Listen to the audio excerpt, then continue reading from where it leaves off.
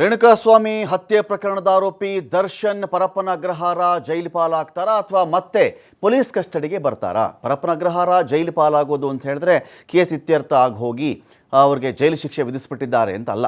ಅದನ್ನು ನ್ಯಾಯಾಂಗ ಬಂಧನ ಅಂತ ಕರೀತಾರೆ. ನ್ಯಾಯಾಂಗ ಬಂಧನದಲ್ಲಿ ಇರಬೇಕಾದಾಗ ಪರಪ್ಪನ ಅಗ್ರಹಾರಕ್ಕೆ ಕರ್ಕೊಂಡು ಹೋಗ್ತಾರೆ. ಇದೀಗ ಇದು ಒಂದು ಭಾಗ. ಇಲ್ಲ ನಮಗೆ ಮತ್ತೆ ದರ್ಶನ್ ಬೇಕು, ಇನ್ನೂ ವಿಚಾರಣೆ ಮಾಡಬೇಕಾಗಿದೆ, ಇನ್ನೊಂದಷ್ಟು ಪ್ರಕರಣಗಳು ನಮ್ಗೆ ಗೊತ್ತಾಗ್ತಾ ಇದೆ, ಇದೇ ಕೇಸ್ಗೆ ಸಂಬಂಧಪಟ್ಟಂತೆ ಬೇರೆ ಬೇರೆ ರೀತಿಯಲ್ಲಿ ನಮಗಿನ್ನೂ ಮಾಹಿತಿ ಸಿಗ್ತಾ ಇದೆ. ಅದನ್ನು ನಾವು ಕಲೆ ಹಾಕಬೇಕು ಅಂತ ಹೇಳಿದ್ರೆ ನಮಗೆ ಆರೋಪಿಗಳ ಸಮಕ್ಷಮ ಇದ್ದರೆ ಒಳಿತು, ಹಾಗಾಗಿ ಕಸ್ಟಡಿ ಕೊಡಿ ಅಂತ ಕೇಳಬಹುದು. ಇವತ್ತು ದರ್ಶನ್ ಆ್ಯಂಡ್ ಗ್ಯಾಂಗ್ ಪೊಲೀಸರ ಕಸ್ಟಡಿ ಅಂತಿಮವಾಗ್ತಾ ಇದೆ.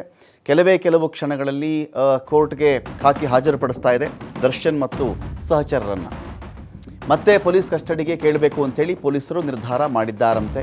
ತನಿಖೆ ವೇಳೆ ಮಹತ್ವದ ಸಾಕ್ಷ್ಯ ಸಿಕ್ಕಿರುವ ಹಿನ್ನೆಲೆಯಲ್ಲಿ ಆ ಸಾಕ್ಷ್ಯಗಳು ಬೇರೆ ಕಡೆಗೆ ಲೀಡ್ ಮಾಡ್ಕೊಂಡು ಕರ್ಕೊಂಡು ಹೋಗ್ತಾ ಇರುತ್ತೆ. ಸೊ ನಮಗೆ ಇನ್ನೂ ಕೂಡ ಬೇಕು ವಶಕ್ಕೆ ಅಂಥೇಳಿ ಕೇಳಬಹುದು. ಮ್ಯಾಕ್ಸಿಮಮ್ 4 ದಿನ ಸಿಗಬಹುದು ಅಂತ ಕಾಣುತ್ತೆ. ಪೊಲೀಸ್ ಕಸ್ಟಡಿ 14 ದಿನ ಕೇಳಬಹುದಾಗುತ್ತೆ. ಈಗ ಆಲ್ರೆಡಿ ಒಂದು 10 ದಿನ ಮುಗಿಸಿರಬೇಕು. ಹಾಗಾಗಿ ಇನ್ನೂ ಒಂದು 4 ದಿನ ನಮಗೆ ಕೊಡಿ ಕೇಳಬಹುದು. ಅವರು ಕೊಡೋದು ಬಿಡೋದು ಜಡ್ಜ್ಗೆ ಬಿಟ್ಟಂಥ ವಿಚಾರ. ಜಡ್ಜ್ ಸಾಹೇಬರು ಏನು ಹೇಳ್ತಾರೋ ಅದೇ ಅಂತಿಮ ಆಗುತ್ತೆ. 1-2 ದಿನಗಳ ಮಟ್ಟಿಗೆ ದರ್ಶನ್ ಪುನಃ ಪೊಲೀಸ್ ಕಸ್ಟಡಿಗೆ ಬರಬಹುದು ಅಂತ ಚಾನ್ಸಸ್ ಇದೆ. ಇದಕ್ಕಾಗಿ ರಿಮ್ಯಾಂಡ್ ಅಪ್ಲಿಕೇಶನನ್ನು ಸಿದ್ಧ ಮಾಡ್ತಾ ಇದ್ದಾರೆ ಪೊಲೀಸರು. ನಮಗೆ ಮತ್ತೆ ಬೇಕು ದರ್ಶನ್ ಗ್ಯಾಂಗ್ ಅಥವಾ ದರ್ಶನ್ ಬೇಕು, ವಿಚಾರಣೆ ಮಾಡಲಿಕ್ಕಿದೆ ಅಂತ ಕೇಳಿದಾಗ ದರ್ಶನ್ ಮತ್ತೆ ಇರಬೇಕಾಗತ್ತೆ ಅಥವಾ ಪೊಲೀಸ್ ಕಸ್ಟಡಿಗೆ ಬರಬೇಕಾಗತ್ತೆ. ನೆನ್ನೆ ಕೂಡ ಹೇಳಿದ್ದೆ ನಾನು, ಇಲ್ಲೇನಾಗುತ್ತೆ, ಅಲ್ಲೇನು ಶಿಕ್ಷೆ ಆಗುತ್ತೋ, ಕೇಸೆಲ್ಲ ಇತ್ಯರ್ಥ ಆದಮೇಲೆ ಏನು ಪನಿಷ್ಮೆಂಟ್ ಆಗುತ್ತೋ ಬೇರೆ ವಿಚಾರ. ಒಬ್ಬ ನಟನಿಗೆ, ಒಬ್ಬ ಸ್ಟಾರ್, ಸೋ ಕಾಲ್ಡ್ ಸ್ಟಾರ್, ಈ ಸ್ಟಾರ್ಗೆ ಒಂದು ಸ್ಟೇಷನ್ನಲ್ಲಿ ಕೂತ್ಕೊಳ್ಳೋದಿದೆಯಲ್ಲ, that itself is a kind of punishment. ಅದು ಕೈಂಡ್ ಆಫ್ ಪನಿಷ್ಮೆಂಟ್, ಶಿಕ್ಷೆ ಒಂದು ಭಾಗ ಅಂತ we can consider that thing. ಆ ಒಂದು ಶಿಕ್ಷೆ ಭಾಗ ಅಂತ ನಾವು ಪರಿಗಣಿಸಬಹುದಾಗುತ್ತೆ.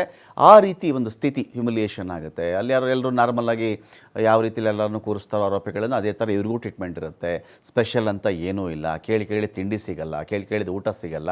ಎಲ್ರಿಗೂ ಏನು ಆ ದಿನ ನಿಗದಿ ಆಗುತ್ತೋ ಅದು ಸಿಗುತ್ತೆ. ಹಾಗಾಗಿ ಮತ್ತೆ ಪೊಲೀಸ್ ಕಸ್ಟಡಿಗೆ ದರ್ಶನ್ ಬಂದರೆ ಹ್ಯುಮಿಲಿಯೇಷನ್ ದರ್ಶನ್ಗೆ ಆಗಬಹುದು.